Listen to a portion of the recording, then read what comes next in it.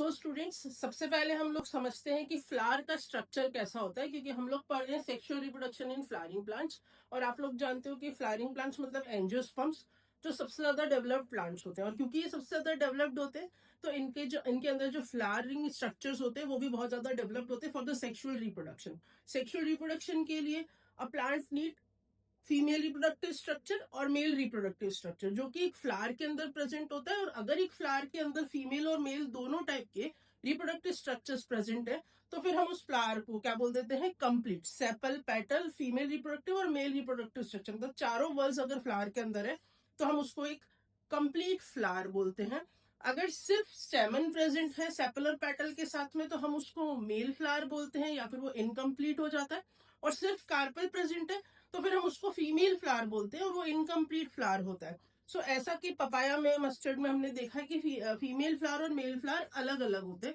लेकिन जैसे कि हिबिस्कस का एग्जाम्पल ले, तो हिबिस्कस के अंदर फीमेल और मेल दोनों पार्ट प्रेजेंट होते हैं। तो है, मैं आपको यहाँ पर एक फ्लावर का स्ट्रक्चर ड्रॉ करके दिखा रही हूँ, जिसमें हम लोग देख रहे हैं कि एक फ्लावर कंप्लीट फ्लावर है। और एक फ्लावर को कंप्लीट फ्लावर होने के लिए क्या क्या स्ट्रक्चर्स प्रेजेंट होते हैं उसके अंदर, जैसे कि एक स्टिक है, या फिर जिसको कि हम बोलते हैं पेडिसल।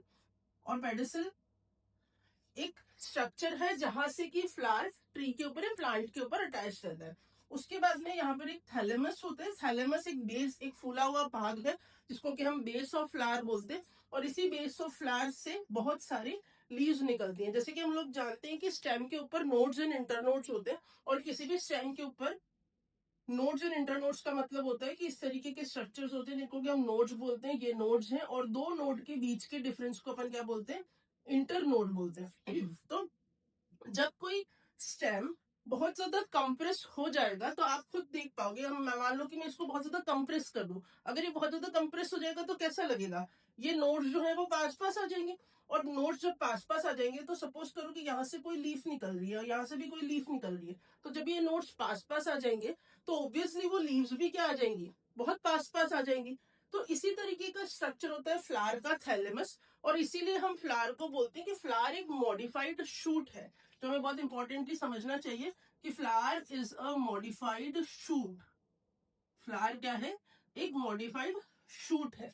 अब मॉडिफाइड शूट का मतलब क्या है? शूट का मतलब ऐसा कोई भी प्लांट का पार्ट जिसके अंदर नोड्स एंड इंटरनोड्स होते हैं।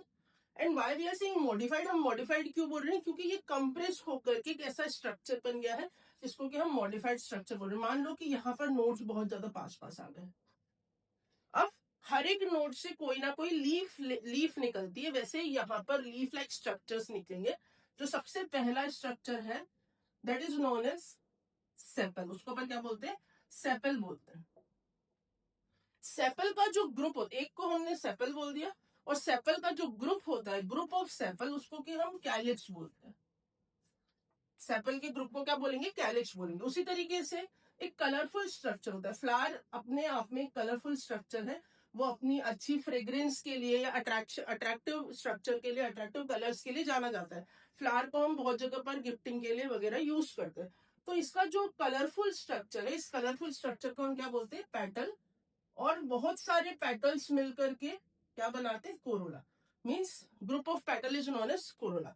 अब मेन पॉइंट, क्योंकि हम सेक्सुअल रिप्रोडक्शन पढ़ रहे हैं, तो हमें देखना है कि फीमेल रिप्रोडक्टिव स्ट्रक्चर कहाँ प्रेजेंट है, मेल रिप्रोडक्टिव स्ट्रक्चर कहाँ प्रेजेंट है, वो कैसा दिखता है। तो female reproductive structure generally centre में प्रेजेंट होता है इस तरीके का, जिसको कि हम लोग पिस्टिल या फिर कार्पल के नाम से जानते हैं।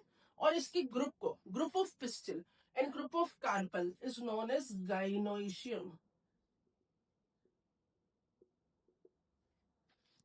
सिमिलरली मेल रिप्रोडक्टिव स्ट्रक्चर कैसा होता है? तो male reproductive structure is like this. एक फिलामेंट होता है ऊपर की तरफ इस तरीके से, दो एंथर लोब्स होते हैं। तो male reproductive structure is generally known as like this. मैं इधर ड्रॉ करती हूँ, this is a male reproductive structure. और ये male reproductive structure this is known as stamen, and group of stamen is known as androecium. Stamen के group को हम क्या बोलते हैं? एंड्रोइशियम बोलते हैं। अब हम इसके डिटेल में देखेंगे कि इसका डिटेल स्ट्रक्चर कैसा है। सो हमें जो बेसिकली पढ़ना है इस चैप्टर के अंदर सेक्सुअल रिप्रोडक्शन में, the detail structure of pistil, कि पिस्टिल कैसा होता है, इसके इस पार्ट को, इस पार्ट को, इस पार्ट को क्या कहते हैं। स्टेमन कैसा होता है, ये पार्ट क्या कहलाता है।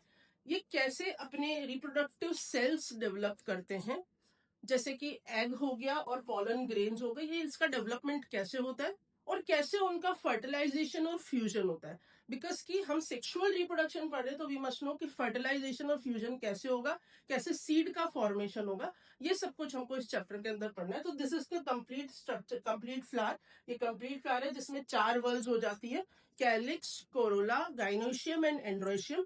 कैलिक्स जो है वो outer most green whorl protection support के लिए होती है। कोरोला जो होता है वो कलरफुल वर्ल होता है और वो इंसेक्ट को अट्रैक्ट करता है, फ्लावर को एक फ्रेग्रेंस देता है। उसके अलावा गाइनोशियम एंड एंड्रोशियम ये दोनों रिप्रोडक्टिव वर्ल्स होते हैं। गाइनोशियम फीमेल रिप्रोडक्टिव वर्ल है और एंड्रोशियम मेल रिप्रोडक्टिव वर्ल है। इन दोनों से प्रोड्यूस होते हैं हमारे एग्स एंड पॉलन ग्रेन्स, जिसका कि फर्टिलाइजेशन होकर के जाइगोट बन के सीड का फॉर्मेशन होता है, जो हम आगे देखेंगे।